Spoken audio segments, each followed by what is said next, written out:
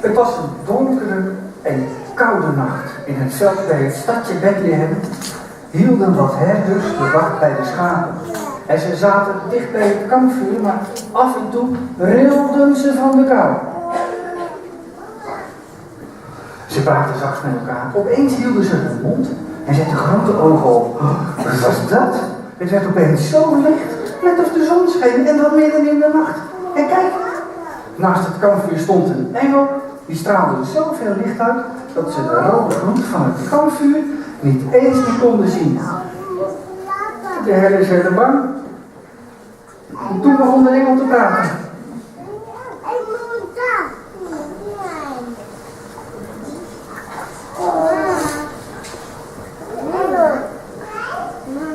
Wees niet bang, want ik kom jullie goed nieuws brengen. Het hele volk met grote vreugde zal vervullen. Vandaag is in de stad van David voor jullie de redder geboren. Hij is de Messias, de Heer.